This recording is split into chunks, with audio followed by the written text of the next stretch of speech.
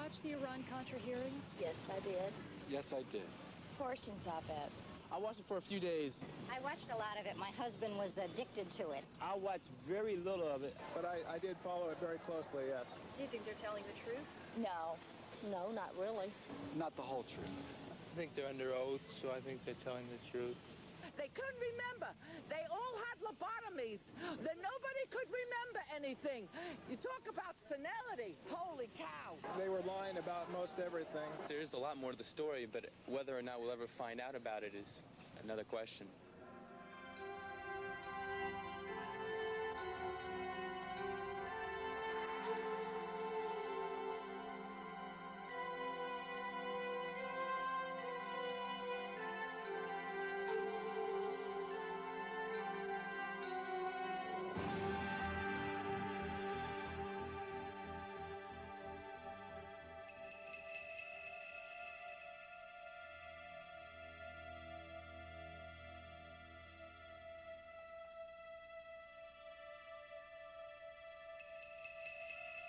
What you saw in the Iran-Contra hearings was the exposure of the beginnings of a national security state which believes it has the right to override the Constitution of the United States in the name of security. I think that there was a substantial shadow government trying to run foreign affairs for the United States. In any other country, it would have been called a coup. And they seem to have gotten away with it. I'd hate to think, as many of my colleagues here have already expressed themselves, that in the process, we have shredded our own democratic fabric. These are modern-day pirates, these guys. They have escaped, essentially, the control of national governments, but they're available for use by national governments. Sometimes they move under color of and defend themselves as advancing U.S. national interests in this. But I think that's very secondary with these guys. They're out to make a buck. I did do it. I am not, as I said in my statement, at all ashamed of any of the things that I did. I was given a mission, and I tried to carry it out. The Iran-Contra hearings, convened in May 1987, by a special joint committee of the United States Congress to investigate the sale of U.S. weapons to Iran and the illegal diversion of money to the Contras. For 13 weeks, the hearings were broadcast on national television. Over 30 people testified, and the committee issued a 700-page report of its findings. But there are still many important questions that the Select Committee left unanswered and unexplored. Often, the official explanation seemed inadequate and contradictory. Our government has a firm policy not to capitulate to terrorist demands, that no concessions policy remains in force. In spite of the wildly speculative and false stories about arms for hostages and alleged ransom payments, we did not, repeat, did not trade weapons or anything else for hostages, nor will we. Despite Reagan's denials, investigations soon revealed that arms had been traded for hostages held in the Mideast. A few months ago, I told the American people I did not trade arms for hostages. My heart and my best intentions still tell me that's true, but the facts and the evidence tell me it is not. Only days later, it was further revealed that the arms to Iran had been severely marked up. Some of the profits had been illegally diverted to support the Contras, a guerrilla force organized by the CIA fighting the Nicaraguan government. The Reagan administration had a major scandal on its hands. What has been going on that had been kept from me in various covert operations? Mr. President, did they deceive you? You didn't answer whether Poindexter and North deceived you. We had weapons being sold by the Pentagon under the Economy Act to the CIA, and the CIA selling them to a third party or an agent, in the case of General Secord, who would then complete the transactions. I'm just trying to find out where the authorities were coming from to do these activities. I mean, clearly, there was no congressional oversight over this because it was kept totally hidden from the Congress. From whom would you have to get the green light in order to make the request, or the direction, I take it, to Secord to move ahead? Well, as I have testified, Senator, I talked to Director Casey, I talked to Mr. McFarland, I talked to Admiral Poindexter. The use of U.S. government money for supporting the overthrow of the Nicaraguan government was specifically prohibited when Congress enacted the Boland Amendment in 1984. Even though it remained in effect until 1986, millions of dollars in profits from Iranian arms sales were secretly diverted to the Contras during this period through contacts with middlemen such as Moniker Ghorbanifar. Mr. Ghorbanifar took me into the bathroom, and Mr. Ghorbanifar suggested several incentives to make that February transaction work. And the attractive incentive for me was the one he made, that residuals could flow to support the Nicaraguan resistance. Even Ghorbanifar knew that you were supporting the Contras. Yes, he did. Izvestia knew it. The name had been in the papers in Moscow. It had been all over Danny Ortega's newscast. Radio Havana was broadcasting it. It was in every newspaper in the land. All our enemies knew it, and you wanted to conceal it from the United States Congress. We wanted to be able to deny a covert operation. Did these hearings uncover the full story behind the Contragate scandal? Or was it merely an attempt to keep the real truth hidden from public view?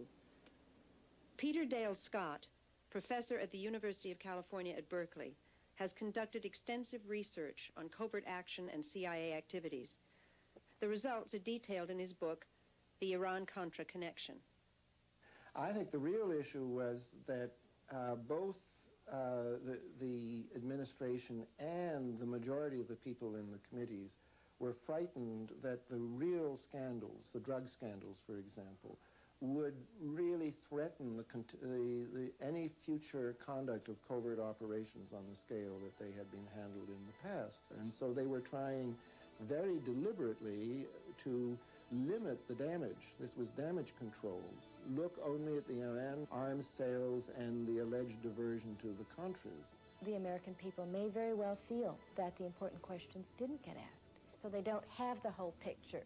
They have a few little transactions and nauseating detail on those few transactions, but they were cheated out of the whole bowl of wax. And so they were pulling their punches on all the major questions and issues of what really happened in this thing, what the CIA's role was.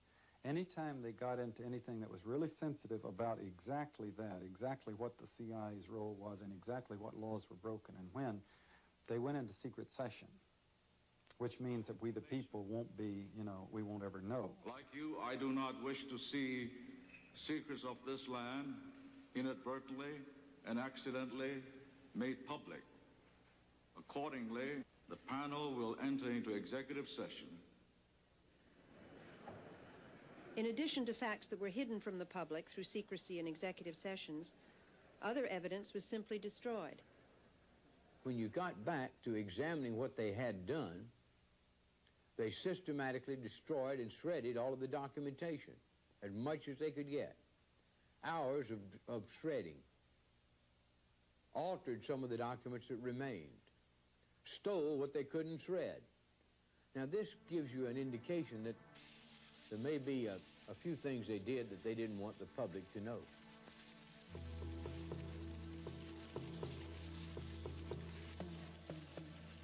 I shredded. I was never told not to shred. I shredded because I thought it was the right thing to do. When I didn't have a shredder, I put it in a burn bag and they were burned. Weren't you going through your files to get rid of embarrassing documents? Embarrassing? No. Documents that would compromise the national security of the United States, documents that would put lives at risk, documents that would demonstrate a covert action in U.S. direction and control and relationship to it, yes. Embarrassing? No.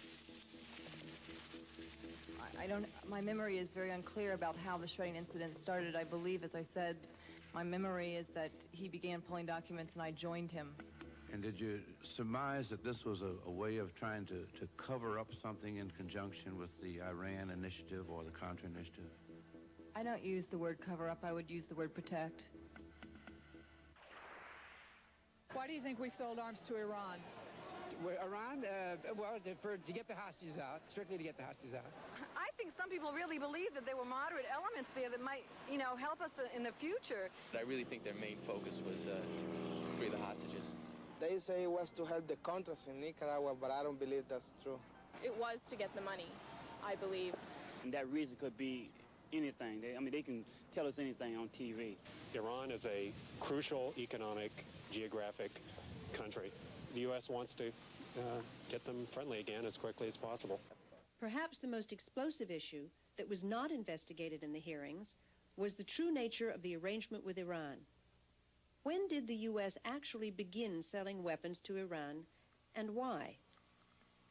The most important thing to come out of the hearings is what didn't even get asked at the hearings, and that was Ronald Reagan cut a deal with Iran before the 1980 election to send arms to Iran in exchange for Iran's agreeing to delay the release of our 52 hostages. Barbara Honegger was a dedicated member of the Reagan-Bush presidential campaign in 1980. She worked on the special writing, research, and policy staff, and later as a White House policy analyst. As part of my position, I was required to cover the 11 o'clock evening news in the Operations Center. The campaign was afraid that Jimmy Carter would successfully bring the 52 hostages home, what we called the October surprise, and win the election. There had been a feeling of panic in the campaign. The 56 hostages taken captive at the U.S. Embassy in Iran in 1979 became a major issue in Jimmy Carter's campaign for re-election to a second term as president. His repeated efforts to gain their release failed, and Ronald Reagan was elected by a wide margin. After 14 months in captivity, the hostages were finally released, January 21st, 1981, the day of Ronald Reagan's inauguration.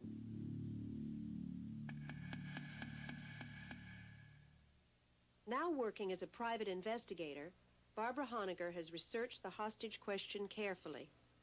According to reports gathered from a number of sources, she has distilled the following information. There were 2 meetings that we know of for certain to date that happened, one in Washington, D.C., and one in Paris, France, before the 1980 election in October of 1980, where George Bush, then vice presidential candidate, Richard Allen, who became Reagan's first national security advisor, Donald Gregg, who became Bush's national security advisor and still is, passed millions of dollars to the Iranians to delay the release of our 52 hostages an additional 76 days. They met with an emissary of the Khomeini regime who offered a deal that they thought Reagan and Bush could not refuse, and that was, we will delay the release of the 52 hostages if you will promise us all the arms that we could possibly want in the war against Iraq once you become president of the United States. The man who was president of Iran during the hostage crisis was Abul Hassan Bani Sadr. He was later ousted in a coup and is now living in exile in Paris. Bani Sadr supports the charges that a deal was made with the Reagan-Bush campaign to delay the hostages' release. In a recent interview, he confirms that the Paris meeting took place and states that George Bush was specifically identified as being at the meeting by Iranian intelligence reports. Also identified were Monikar Ghorbanifar and Albert Hakim, who later emerged as key middlemen in the Iran-Contra scandal. As evidence of this agreement, Bani Sadr has made documents available showing written orders for shipment of American parts and weapons to Iran through an Israeli-owned company. And in fact, we now know that those arms began flowing in late February, early March of 1981. Not as the White House would have you believe in 1985. I want to get to the bottom of this and find out all that has happened. And so far, I've told you all that I know. And you know, the truth of the matter is, for quite some long time, all that you knew was what I told you. The bottom line is that the Iran-Contra Committee and the Walsh investigation, because their mandates only take us back to 1984, in and of themselves are a cover-up. But the problem of hostages did not go away for President Reagan. Radical elements in Middle Eastern countries continued to kidnap Americans during Reagan's term of office. We're going to continue to explore, as we always have, every opportunity to try and get them out. I happen to believe that when an American citizen, any place in the world, is unjustly denied their constitutional rights to life, liberty, and the pursuit of happiness, it is the responsibility of this government to restore those rights. One of the hostages taken in Lebanon in March 1984 was Jerry Levin. His wife, Sis Levin, became increasingly frustrated with Reagan's lack of action to gain her husband's release. The word sent to the hostage families constantly was he was too busy to even see us. We had no access. We had no task force. We had no hearings in Congress. All of those things were denied us. We were simply told to stay home, to be quiet, to trust, and the agenda will be fulfilled. Now we know the agenda was to Iran.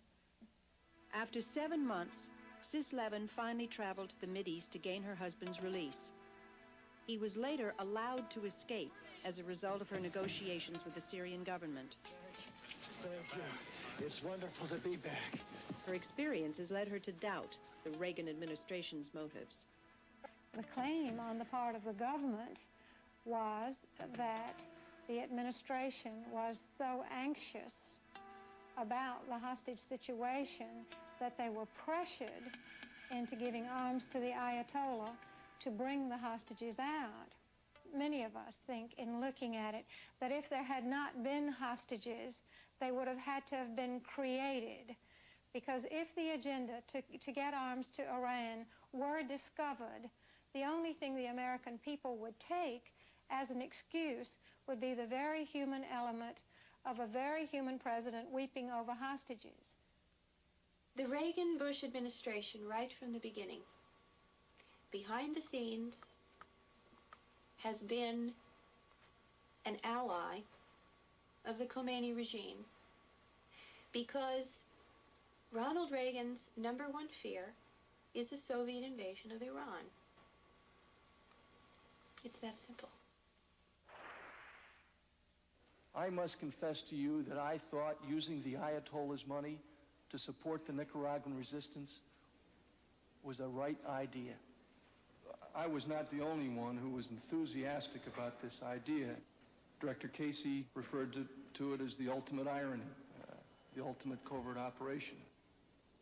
There was a lot of talk during the hearings about covert operations, national security, the necessity of secrecy in conducting foreign policy. But some experts claim that covert action does not work in the interest of the U.S. national security, nor does it create a more stable world. To think of the democratic governments that have been overthrown in the last 30 years by military coups is almost like giving a capsule history of CIA covert operations in the last 30 years. I mean, there was the overthrow of Prime Minister Mossadegh in Iran in 1953. There was the overthrow of Arbenz in Guatemala in 1954. There was the overthrow of the Brazilian government in 1964. There was the overthrow of the Ghana government in 1966. A lot of the governments I just mentioned got into trouble with the international oil companies because they tried to assert their national prerogatives over their own resources. Time after time, the CIA has come in on behalf of those multinational companies.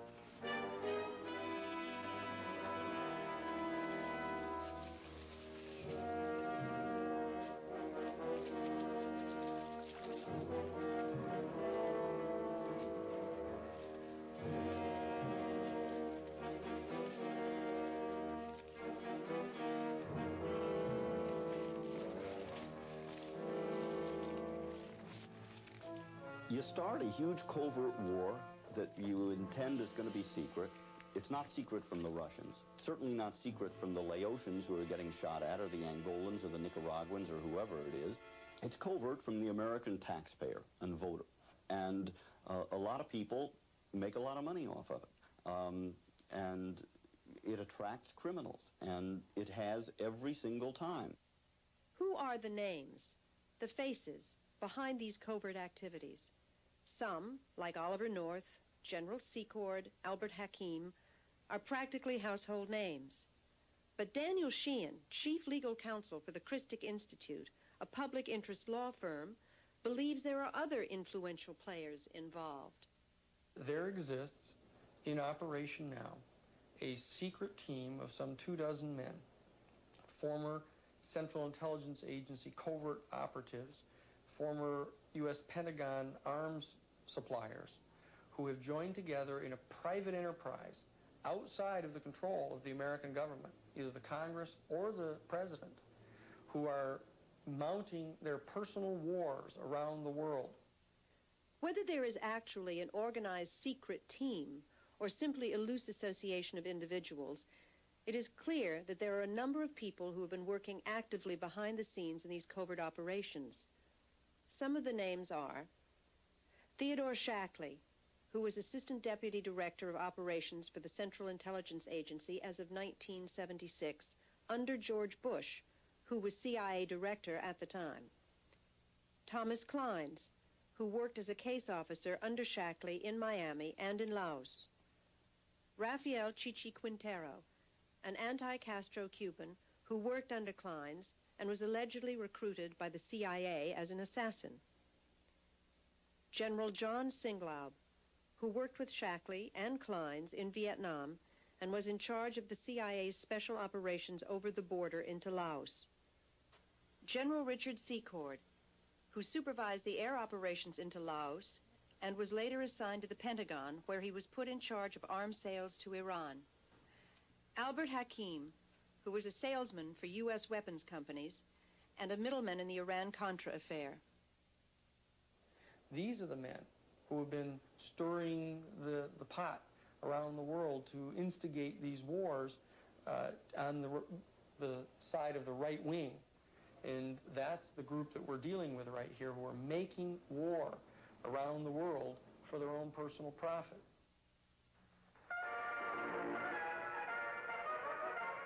Cuban revolutionary troops such as these have invaded Castro's leftist island fortress, reportedly rallied by a mysterious coded radio message. Alert, alert. From the sea and by... It was after the failed invasion of Cuba at the Bay of Pigs in 1961 that Theodore Shackley, as CIA station chief in Miami, and his assistant Thomas Kleins, began working with Rafael Quintero and other right-wing Cubans to overthrow the Castro government.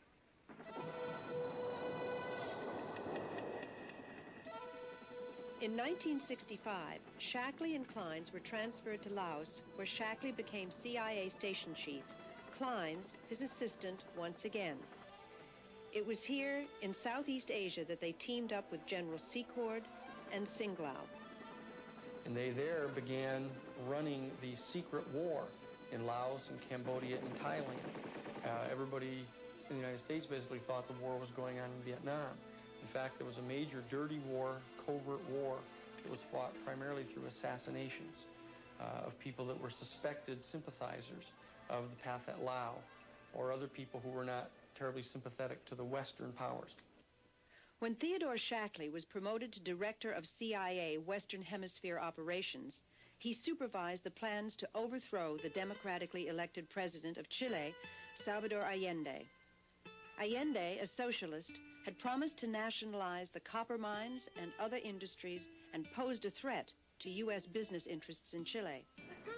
After a bloody coup, Allende was replaced by a right-wing military dictator, Augusto Pinochet, whose security forces brutally murdered and tortured thousands of political dissidents. Shackley moved on, returning to Southeast Asia. By that time, the writing was on the wall. The United States was going to be pushed out of Southeast Asia. It was clear that the Viet Cong were going to prevail under Ho Chi Minh. And so what these men began to do, they began to pilfer hundreds of tons of ammunition and military equipment out of Vietnam. They began to construct a covert war capacity that was unknown to the United States Congress, that didn't require supervision by the President, but would pursue the mission that they viewed as their ultimate mission. And that is to attempt to vanquish any people who didn't support the United States foreign policy and who were socialist or communist anywhere in the world. But then came Watergate, a president forced to resign, and the American people, disillusioned by White House corruption and lies, wanted a change. In 1976, Jimmy Carter was elected president. He and new CIA Director Stansfield Turner began to clean house, pushing out nearly 800 men from CIA covert operations. When all these covert operators were fired in the 1970s, they didn't just start opening restaurants or working in bookstores. They were people who were very skilled in covert manipulation of political process, and they essentially ganged up to find and then elect a candidate who would put them back in the covert operations business. And Reagan and Bush were only too eager to be that kind of candidate. In the late 70s, Shackley, Kleins, and Secord worked together in a company called EATSCO. EATSCO was formed in order to ship weapons from the U.S. to Egypt. As in the Iran sales, large profits were taken from these deals. The man who provided the financing for EATSCO was Edwin Wilson. Shackley and Kleins and Quintero, who used to visit my farm out there in Virginia, saw that, I guess I was prosperous, and if I could do it, obviously they could do it, and they figured they would like, as soon as they left the government, to get involved in business with me. In 1983, Wilson was convicted of supplying arms to Libyan President Muammar Gaddafi. Now serving 52 years in federal prison, Wilson asserts that he has merely taken the fall for his superiors and ex-business partners Theodore Shackley and Thomas Kleins. Because Kleins was getting out of the CIA, and so was Shackley, and so I would fund an organization, and these people would all be in it. So it was Kleins, Shackley, Secord, Van Marbon, and myself, five of us. Five of us would have this organization. It would be with 20% each of us. I would fund it for $500,000. What's important about this EATSCO company is that it's a kind of precedent in the Ed Wilson style for the Hakim Secord enterprise in the Iran-Contra affair. You have a government-arranged sale of arms, and people with connections to the government get to move the arms. They rip off the government for a very hefty profit or surplus. It was done in the case of EATSCO by Kleins and Company, and it was done in the Iran-Contra affair by Secord and Hakim.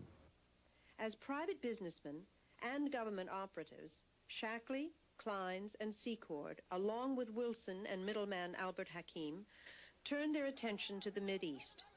They supplied arms to Mideast governments while skimming off huge profits into hidden bank accounts around the world. They secretly supplied weapons and military intelligence to Nicaraguan dictator Anastasio Somoza and helped the Shah of Iran eliminate his enemies. There is an early bond between Iran and Nicaragua. The bond is this secret team of men. So throughout that period from October of 1977 to December of 1978, this secret team has two major operations, one to support the Shah, the other to support the right-wing dictator Anastasio Somoza in Nicaragua. This was their world at that time. The Shah collapses in December of 78, and Anastasio Somoza collapses in July of 1979.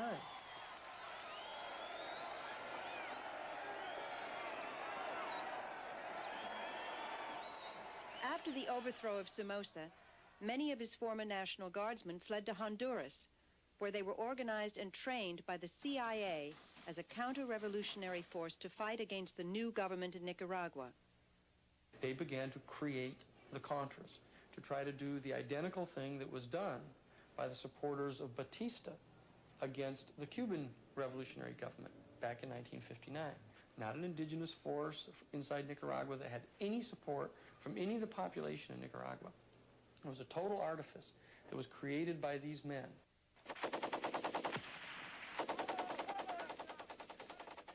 These are young men and women who gave up everything they had, and they fled a totalitarian communist regime. And they fled to another country because they could no longer live within the one that they'd been born in. And they took up arms. I didn't create the Nicaraguan Contra or the Nicaraguan freedom fighter, and the CIA didn't create it. The Sandinistas created it. One of the original Contra political leaders was Edgar Chamorro. He joined the Contras in 1981. I became involved with the Contras because the CIA, using people from the White House, they invited me to be one of the Contra leaders. I was told that this was just a war for a year, that the United States wanted to put this pressure on Nicaragua. But then after a year or so, I found out that this was not the case. We were being used to deceive the American people. We were used to lie to Congress by going to tell Congress that the purpose was a good purpose to bring democracy, but in private we were being told something different. So I felt that this was a big lie. After several years with the Contras, Chamorro became disillusioned with CIA influence on the Contra movement and quit. Still a critic of some Sandinista policies, he is yet a harsher critic of the Contras. The tactics used by the Contras were tactics of terrorizing civilians, making situations where civilians were getting killed.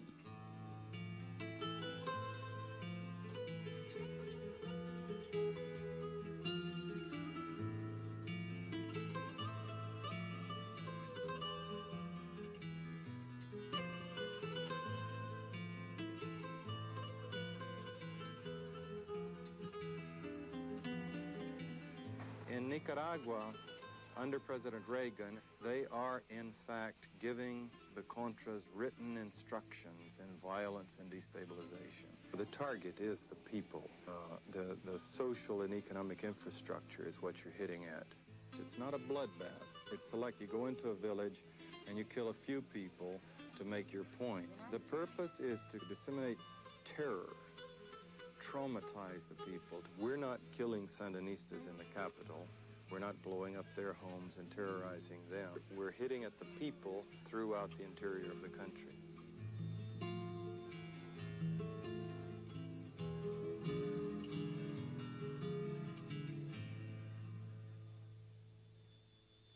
In addition to the terrorist tactics used by the Contras, there was corruption.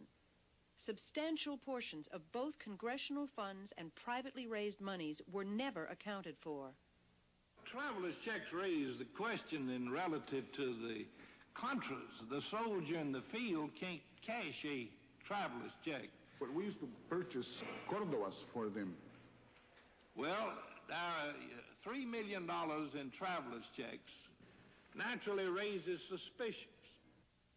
After a while, they get used to fat pays, you know, heavy income and good salaries and per diems and many other privileges. So it was a way to be big shots again, fat cats, and they were not really interested in the Nicaraguan people. Well, we know that huge amounts of money are missing.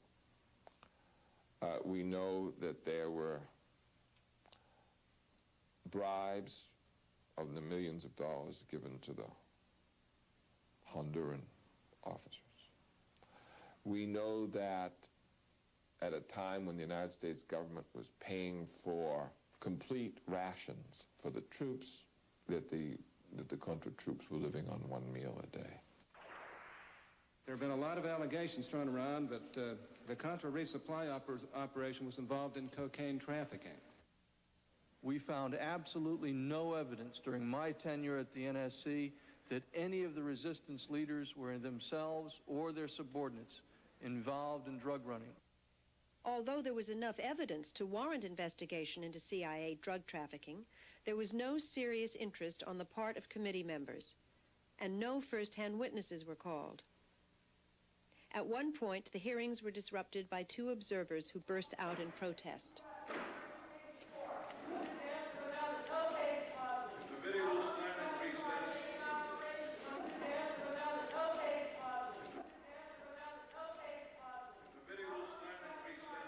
For these actions, the protesters were handed down stiff jail sentences of over a year each. They never got into drugs, even though it kept coming up in their face. They had got declassified a lot of memos from Robert Owen in which he was telling Oliver North that there were Contra leaders who were involved in the drug traffic.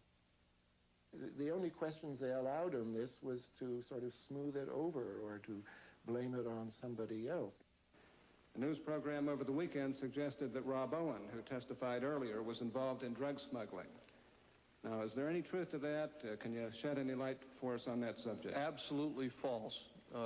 Mr. Owen is the last person, perhaps right beside me, that would ever be engaged in those kinds of activities. In the early 1980s, when the CIA was working to establish a southern front in Costa Rica in the war against Nicaragua, a relationship was established with John Hull, an American rancher living in Costa Rica. There is mounting evidence that the airstrips on Hull's ranch became not only a delivery point for illegal Contra weapon shipments from the U.S., but were also used for transporting cocaine into the United States. You have CI bases in Costa Rica and Honduras.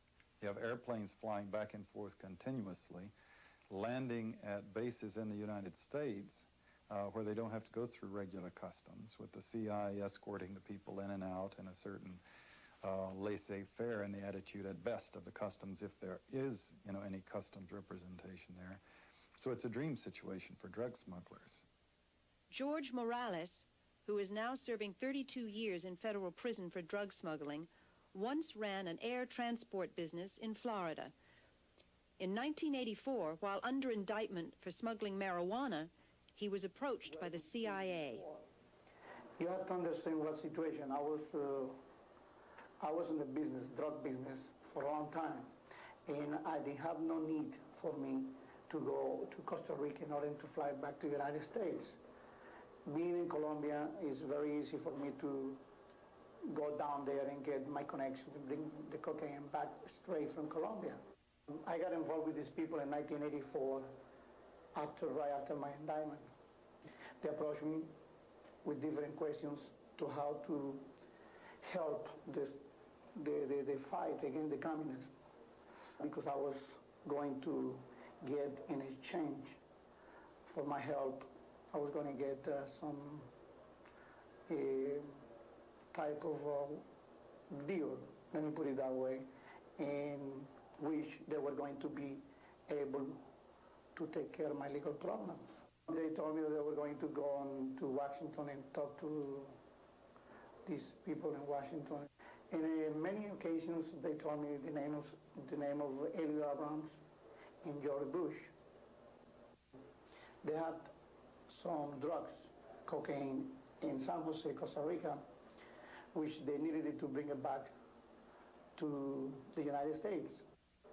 I was told to send the planes with the supplies to Exchange, which we did. And we came back with some drugs from Costa Rica. Did you come back with cocaine? Yes, we came back with cocaine. Gary Betzner, who is also serving time for drug smuggling, worked as a pilot for George Morales. George said he wanted me to fly a couple loads of guns and bring coke back from Costa Rica. And he gave me the directions to John Hull's ranch, who's a CIA operative in Costa Rica. I left approximately midnight, arrived at John Hull's ranch about 7 o'clock in the morning, offloaded the guns, loaded 500 keys of cocaine on the plane. I gassed the aircraft myself, loaded it, and departed. And each time I did it, I paid myself 20 kilos, which is approximately $400,000. Eventually, when this was brought to the attention of the FBI and the Assistant U.S. Attorney in Miami, they went down and conducted some kind of investigation of this. Hull's name came up. Hull refused to be interviewed. Hull and his friends phoned Washington. Washington alerted Oliver North. Oliver North somehow got the Justice Department in Washington to phone down to the U.S. Attorney's office in Miami, And apparently the U.S. attorney was told to go very slow on his investigation. But CIA involvement in the drug business did not start in Central America. It dates back at least as far as the Vietnam War. Well, the three men, Shackley and Singlaub and Secord, were all working together from different countries on the huge CIA secret war in Laos. Our allies were the opium-growing tribesmen, and this meant that we continued in a very large way not only to support but really to augment a flow of heroin. This had to be run with the knowledge and the approval of the people who were in charge of these air operations. And these air operations had been controlled in the 66-68 period by General Secord. The way the dynamics worked is that you're a young or middle-grade case officer or pilot on Air America, the CIA Airlines, or CAT, Civil Air Transport, and this general and his family or his aides get on the plane and they have suitcases that you know damn well is full of heroin. Now, you don't really have the authority to throw them off. It's kind of more their country than yours. And if you do, you're going to lose your job and have the whole weight of the CIA coming down on you. Whereas if you just smile and fly them and then get them down to the base in whatever capital you're going to and take them through customs if necessary, help them through, you know, you're doing your job, you're making money, no questions asked. Despite our best efforts, illegal cocaine is coming into our country at alarming levels, and 4 to 5 million people regularly use it. 500,000 Americans are hooked on heroin. 1 in 12 persons smokes marijuana regularly. Our job is never easy because drug criminals are ingenious. They work every day to plot a new and better way to steal our children's lives, just as they've done by developing this new drug, crack. For every door that we close, they open a new door to death. This administration is impossible to embarrass to begin with. I mean, they rely on the old rule of deny, deny, deny, despite the vast amounts of evidence that is available. And as we talked earlier, there is the tendency within the Congress and within large sections of, first of all, the establishment media, simply to reject this sort of thing. It can't be happening. If Nancy Reagan is saying just no to drugs, how can, drugs be running by the same freedom fighters that she embraces at various banquets? The weapons trade and the narcotics trade in the world are 2 of the top 5 major money-making transactions in the whole world. These 2 major commodities in the world are hundreds of billions of dollars that go on. They could pay the money of the national debt for whole countries. In fact, Jorge Ochoa and Pablo Escobar agreed to pay the entire national debt of Colombia if, in fact, Colombia would agree not to allow them to be extradited. And it would still leave both of these guys multi-billionaires. So the amount of money that we're talking about here is absolutely gargantuan. In all that the intelligence community, these guys have gone outside the governmental structures, are tapping into hundreds of millions, which they need to run their operations.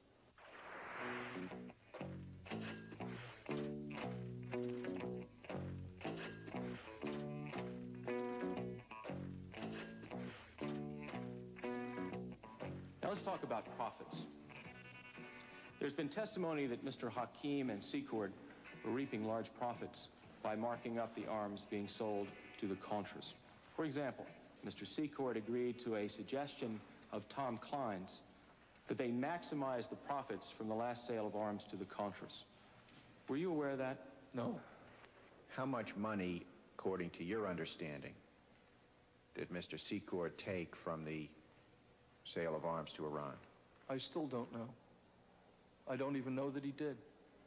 Was it your understanding that there was $8 million either in Swiss bank accounts or in investment accounts at CSF? No, sir. Money, it's a gas. Grab that cash with both hands and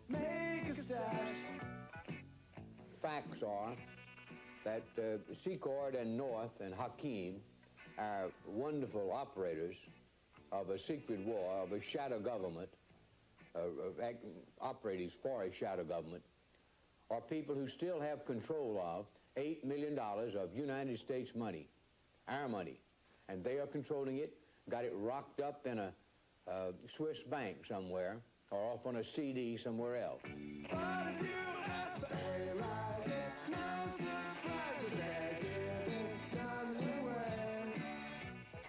Corruption, blatant violations of U.S. law, and drug running are not the only means to a political end. There is mounting evidence that assassinations, even of Americans, are not out of the question. Mr. Owen, you were in Central America in May of 1984 when a bombing attack was undertaken on the headquarters of then former Contra leader Eden Pastora. Is that correct? Yes, sir, I was. I was down there on a survey for Colonel North. I had a meeting that night with John Hull and also with a senior CIA official in that government, or excuse me, in that country. We discussed what was going on. And I just was shocked, as everyone else was, when we learned about 3:30 in the morning when some of the Nicaraguans came to the apartment and talked with us and told us what had happened. John Hull has been accused of masterminding it or being involved in it. That's absolutely scurrilous as well, and I'm saying this under oath. The 1984 bombing at La Penca, Nicaragua, killed 8 people and injured 25 others. Among those killed was American journalist Linda Frazier. The intended victim, Contra leader Eden Pastora, escaped with only minor injuries. But some people started asking, who would want to kill Pastora, and why? Eden Pastora, who was the famous Comandante Zero, a major military commander and hero of the Sandinista peasant revolution against Anastasio Somoza, the dictator in Nicaragua, had become growingly disenchanted with the revolutionary government, the coalition government in Nicaragua. In 1982, he left Nicaragua and went to Costa Rica. His purpose was to organize a genuinely indigenous group of Nicaraguans to undertake a political and military resistance to the Nicaraguan government. Tony Abergan, freelance journalist and news cameraman, was working for ABC News in Costa Rica during the Pastora controversy. Pastora had received an ultimatum from the Central Intelligence Agency saying that you must accept unity with the largest Contra group, the FDN, or face a cutoff in aid and unspecified consequences. He called this news conference for the purpose of saying that he would not give in to this demand and that he would never accept unity with the FDN, and basically to tell the CIA to go to hell. Por razones de índole moral. Because of moral reasons, because of political and ideological reasons. We could not unify, become allies with the historical murderers of our people. The international media was invited to this press conference held at Pastora's Contra base camp just inside the Nicaraguan border at La Penca. Tony Abergan was one of the journalists who made the trip upriver to hear Pastora. It was just a very, very routine day. I myself had made at least a dozen, maybe 15 trips to Contra camps in southern Nicaragua, and this was just one more, and I thought absolutely nothing of it. I mean, didn't think there was any danger involved, whatsoever. So we got there at about 7 o'clock in the evening, and we went up to this cottage, and Pastora was there. So very soon he started talking with us. A girl came in and offered him some coffee. Some seconds afterwards, or maybe 1 minute afterwards, the bomb exploded. Yo, sencilla y llanamente, con los que asesinaron a mi pueblo, con los que asesinaron a mi padre, con los que... Otra cosa, cierto.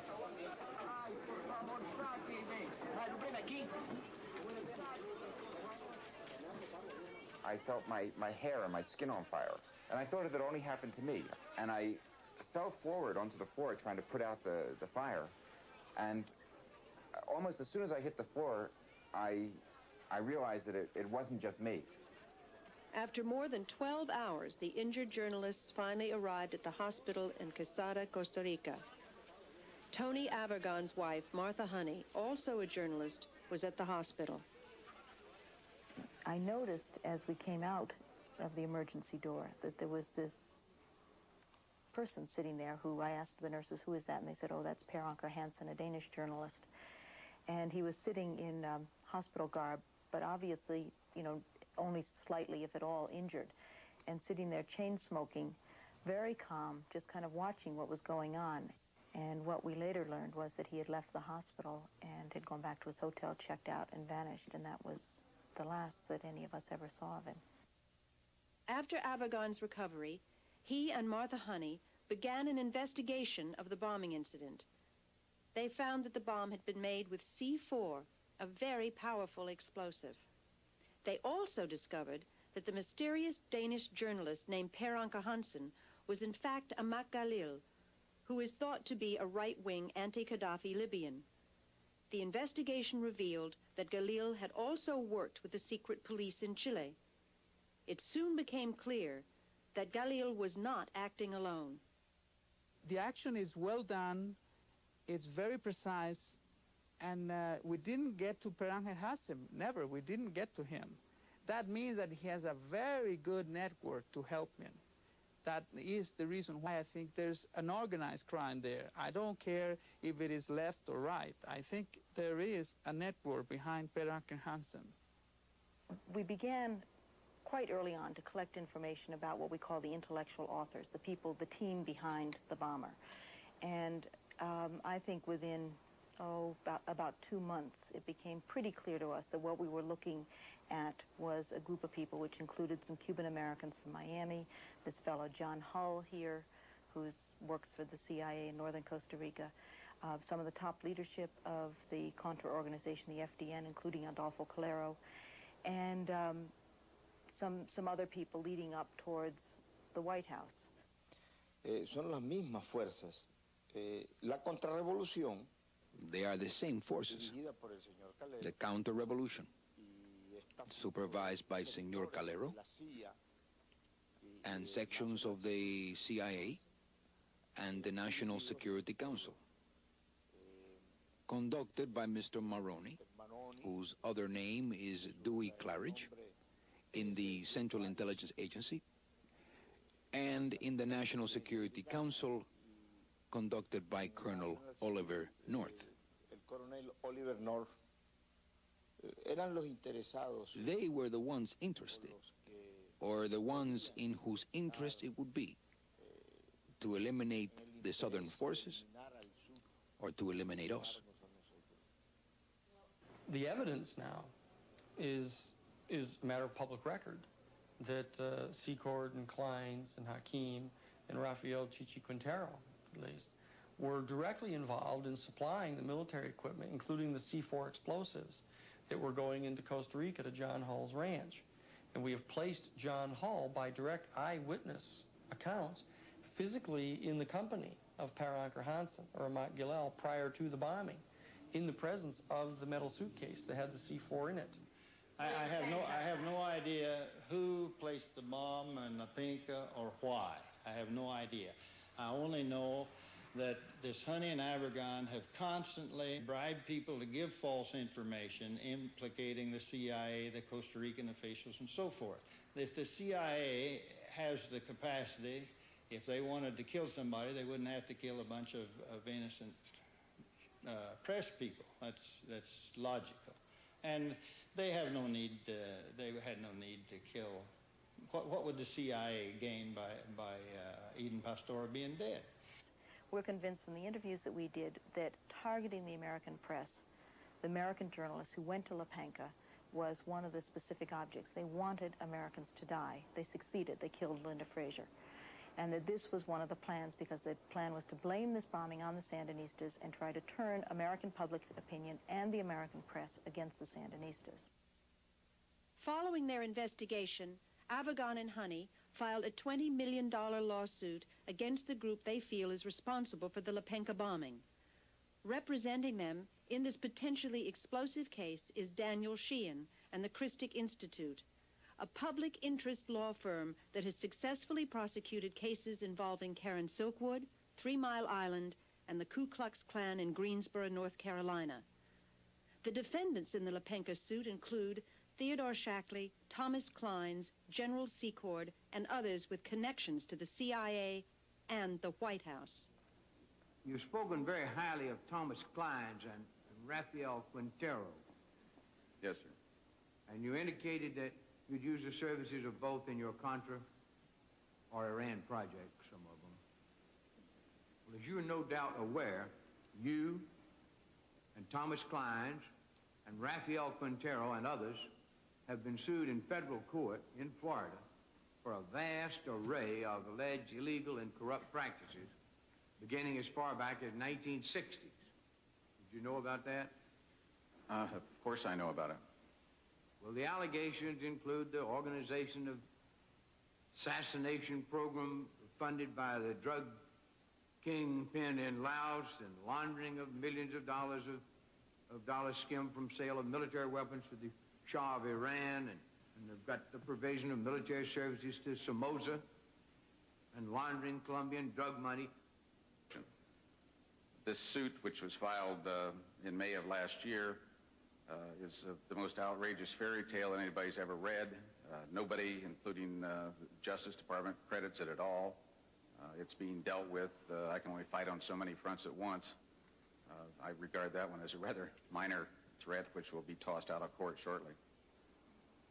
Thank you very much.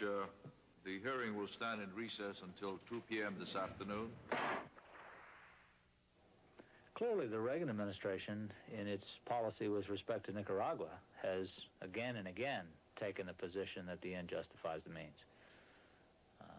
They're perfectly happy to subvert domestic law, international law, because they have a higher goal in their own minds, and that is to fight communism.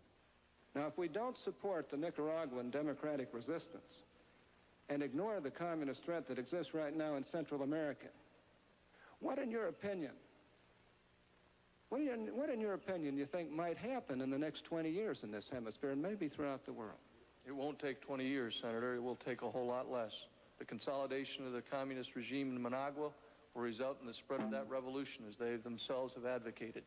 You will see democracy perish in the rest of Central America. If the communists get control of Central America, which I assure you they will if we leave Nicaragua as a base for the Cubans and the Russians, then they'll be in a position to throw 50 or 80 million refugees into the United States. They can break our economy and never fire a shot.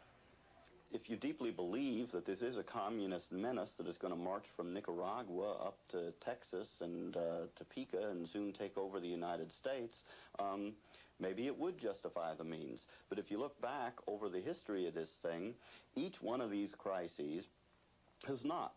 Look at Angola. We were told 10 years ago that if we allowed a Marxist government to take over in Angola, we'd never get another oil tanker out of the Persian Gulf, but they would disrupt the sea lanes. Well, the Marxist government did take over in Angola. We were told that if we lost Vietnam and Indochina, that the whole row of dominoes would fall. What were the results? When we lose the war, all the dominoes that were supposed to fall, instead of falling, they become, just a few years later, what the World Bank, our own institution, calls the economically strongest region in the world. Counsel, I don't believe that anyone who served in Vietnam, who saw what happened as a consequence of our efforts, when, in my opinion, we won all the battles and then lost the war, could ever be unaffected by that unless they were totally insensitive. I would also point out that we didn't lose the war in Vietnam. We lost the war right here in this city. Well, what North was saying there was that America's real enemies are inside this country. And that would explain why North spent so many years under Bush's auspices preparing contingency plans for rounding up large numbers of dissenters if we ever go into another war. Now, you'd have thought that the committee would have been outraged by North's sort of declaration of war with a large segment of the American people, but instead of their disagreeing with them, Most of them actually agreed with him.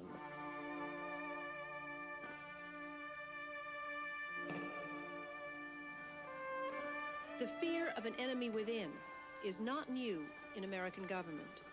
In 1942, amidst the hysteria following the bombing of Pearl Harbor, over 100,000 Americans of Japanese descent were rounded up and put into mass prison camps. They were accused of no crime, given no trial, but remained incarcerated for several years.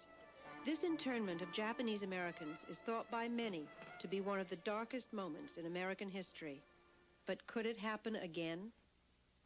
Concomitant with this whole operation and Oliver North's involvement in it was a plan to suspend the United States Constitution, as they've referred to it, under a state of national emergency on the part of the president.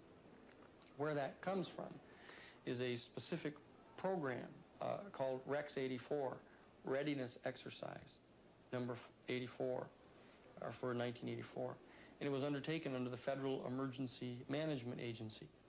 Now, this was a national executive branch agency that was originally set up at the very end of the Carter administration to do nothing more than to coordinate the national flood relief, hurricane relief, Red Cross stuff, things, to get the government programs all brought under one umbrella so they could coordinate them. When Reagan was elected to the presidency, he installed Louis Giuffrida as head of FEMA, the Federal Emergency Management Agency. Giuffrida was an old, cold warrior from Reagan's California days whose specialty was suppression of unrest and dissent. Giuffrida, North, and George Bush began to turn FEMA into an instrument of domestic anti-terrorism. You're dealing with a group of people in the Reagan administration who equated political dissent with treason and who could not differentiate between emergency procedures, which I think everyone agrees are necessary, and suppressing political dissent. And with North and Poindexter and Casey, you had a group of people who saw Americans who disagree with them as the enemy. Colonel North, in your work at the NSC, were you not assigned at one time to work on plans for the continuity of government in the event of a major disaster? Mr. Chairman. I believe that question touches upon a highly sensitive and classified area, so may I request that you not touch upon that, sir? I was particularly concerned, Mr. Chairman, because I read in Miami papers and several others that there had been a plan developed by that same agency, a contingency plan in the event of emergency that would suspend the American Constitution. And I was deeply concerned about it and wondered if that was the area in which he had worked. I believe that it was, but I wanted to get his confirmation. May I most respectfully request that that matter not be touched upon at this stage. If we wish to get into this, I'm certain arrangements can be made for an executive session. And tragically, the only member who got close was Jack Brooks, and he was stopped by the chairman. But the truth of the matter is that, yes, you do have those standby provisions, and the plans are there, and the statutory emergency plans are there, whereby you could, in the name of stopping terrorism, apprehend, invoke the military, and arrest Americans and hold them in detention camps.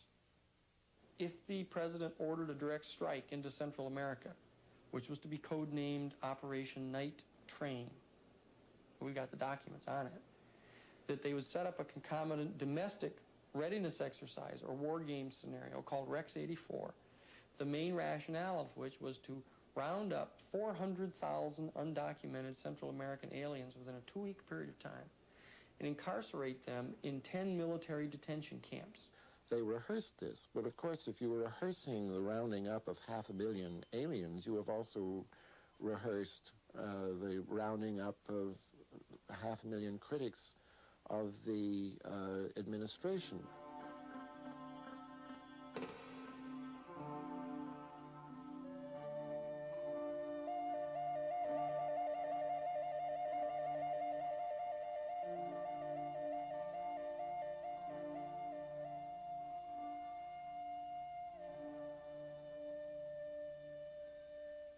it would be very, very wrong to think that these kind of illegal operations will stop just by Ollie North's disappearing, because the motives to generate these kind of agendas are still there. And the powers that were collected in his name, his office, as far as I know, they are still there. In times of passion and in times of great fear, what to the eyes of the person and the mind of a person in time of relative peace and stability seem impossible, become very real, very logical, very possible. One of the most threatening developments surrounding these revelations is the use of money raised through illegal activities to influence the American electoral process. There are growing indications that large amounts of offshore money are being funneled to conservative political action committees to mount campaigns against liberal congressmen up for re-election. They have set themselves up as an independent government outside of our country's shores, operating out of private corporations with hundreds of millions of dollars at their disposal. And they will not be told no. Not only they won't be told no by individual congressmen, because they will smash them politically. They've moved money into these PACs from offshore to help fund these campaigns against people who don't support their policies. We've come actually full circle, where these people over on the Hill are intimidated, that they're afraid of having a whole campaign launched against them in their congressional district. Hey, you know, in the 70s, there was a congressman or two who really stood up to the CIA. There was Congressman Pike, who brought out a very, very critical report on what the CIA had been doing. And that man was destroyed. His report never even got to Congress. I mean, there was Senator Clark, for example, of the Clark Amendment, which stopped operations in Angola, prohibited the CIA from operating there. A lot of money came into his state in the next election. They said it was South African money. Who knows? And he was defeated. Senator Church, who led the overall critique of CIA operations, a lot of money came into his state of Idaho in the next election, and he was defeated. So congressmen can see who has the power and who has the money in these things, and every now and then one or two of them will stand up and oppose them, but they need an awful lot of encouragement from the people before they're going to take on such powerful enemies. Do you think the Iran-Contra scandal will have an effect on future government operations? No, I think it will be more the same. I don't think that it's going to have much of an effect at all. I just think that they'll be more careful next time. They will continue to carry on covert operations. I think this has been going on forever. They make laws which are for us that they don't seem to be able to, they don't apply them to themselves very often. And who is going to inhibit them? The gangsters that are running this country is going to inhibit somebody. What's happening here, my friends, is a major deception which is in process as we stand and talk tonight, a major deception in the same way that the Warren Commission was a major deception worked upon the American people, the same way that the Watergate investigation was a major deception worked upon the American people. Just like the bombing, the secret bombing of Cambodia was kept secret and was a deception worked upon the American people. How long are we going to stand for being deceived in this manner? We will have to make a decision as a country, both Congress and executive, that we will not tolerate this kind of activity and we will go after the perpetrators. These people do have faces when we talk about the shadow government or we talk about the secret team. It's not something totally amorphous. These people are identifiable and can be brought to justice. Assassination, drug smuggling. If they had pursued that line of questioning, they would have soon gotten themselves into a position where they would have had to impeach someone. They could track that right back into the White House. They could put it at least right under the nose of Ronald Reagan. This is the major constitutional crisis since the Civil War. You have a president who is unaccountable and says that it's his interpretation of what laws he'll select to obey. When you have that, you have a constitutional crisis. All of these things that have been alleged for years and have been speculated and have been charged and have been consistently denied are being confirmed. And these documents have shown an incredible array of efforts, all of which were denied to Congress repeatedly and flat-out lies by top members of the administration and by the president. It is not a CIA gone wild or a secret government operating on its own. It's a group of people doing things with the authority of and at the direction of the White House. Covert operations have never done this country any good. They may be of momentary advantage to the people who are in power at a particular moment, but in terms of the interests of this country as a whole, they have proven disastrous. There isn't a single one in 30 years that you can point to and say, well, that was one that we are now more secure, better off, and happier as a result of. Every one of them has in its own way contributed to the deterioration of security in the world that we live in. And so it's really time to stop them. Instead of operating within rules and law, we have been supplying lethal weapons to terrorist nations, trading arms for hostages, involving the U.S. government in military activities in direct contravention of the law, diverting public funds into private pockets and secret unofficial activities, selling access to the president for thousands of dollars, dispensing cash and foreign money orders out of a White House safe, accepting gifts and falsifying papers to cover it up, altering and shredding national security documents, lying to the Congress. Now, I believe that the American people understand that democracy cannot survive that kind of abuse. There was a time when ignorance made our